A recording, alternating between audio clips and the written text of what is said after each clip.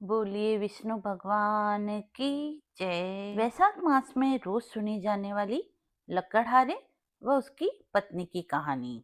नमस्कार। एक समय की बात है, किसी गांव में एक लकड़हारा अपनी पत्नी के साथ रहता था।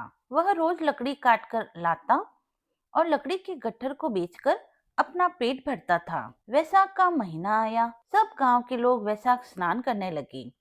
तो उस लकड़हारे की पत्नी ने भी सोचा कि मैं भी वैसाख स्नान करती हूँ, और वह रोज वैसाख स्नान करने लगी। पति रोज लकड़ी का गट्ठर लेकर आता तो वह उसमें से एक लकड़ी निकाल कर रख लेती थी। वह रोज वैसाख नहाकर आती, उसके बाद आंवला, पीपल और पंथवारी सबकी पूजा करती तथा कथा सुनती। ऐसा करते करते वैसाख का पूरा महीना पूर्ण हो गया। पत्नी ने पूरे महीने रोज बचाई हुई एक एक लकड़ी का गट्ठर बनाया और भगवान श्री नारायण का नाम लिया और उस गठरी को बेचने गांव में चली गई। भगवान श्री हरि की कृपा से वह लकड़ियों का गट्ठर चंदन का हो गया। जब वह राजा के महल के आगे से गुजरी तो उन लकड़ियों की खुशबू पूरे महल में फैल गई। राजा को जैसे ही खुशबू आई, उसने द्वारपालों से पूछा कि यह चंदन की लकड़ियों की खुशबू कहाँ से आ रही है। द्वारपाल बोले, महाराज, एक औरत चंदन की लकड़ियों का गट्ठर बेच रही है, जिसमें से यह खुशबू आ रही है। राजा ने उनसे कहा, उसे महल में ले आओ। चंदन की लकड़ियों का गट्ठर देखकर राजा ने पूछा, इसकी क्या कीमत है।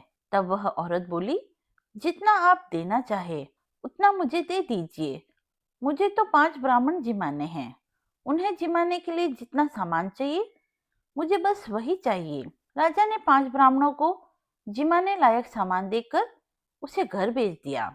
उस लकड़हारे की पत्नी ने 5 ब्राह्मणों को भोजन कराया, उन्हें दान दक्षिणा दी। इधर उसके पति के लकड़ियों का गट्ठर उस दिन बिक नहीं पाया। इस वजह से उसे घर आने में देर हो गई। वहीं ब्राह्मणों और भगवान नारायण के आशीर्वाद से उसकी झोपड़ी महल में बदल गई। रसोई में 56 पकवान तैयार हो गए। जब पति घर आया तो उसे झोपड़ी की जगह महल दिखाई दिया।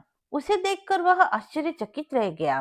अपने पति को आया देख पत्नी उसके पास गई और भगवान नारायण की कृपा की सारी बात उसने अपने पति को बता दी। दोनों पति पत्नी ने साथ में भोजन किया और उस महल में सुखपूर्वक रहने लगे। हे विष्णु भगवान, जैसे उन पति पत्नी के भंडार भरे, वैसे ही आपकी कहानी कहने वाले, सुनने वाले और हुक्कारा भरने वाले सभी पर अपनी कृपा दृष्टि बनाए रखना। सभी के भंडार भरना, अधूरी की पूरी करना। बोलिए विष्णु भगवान की जय।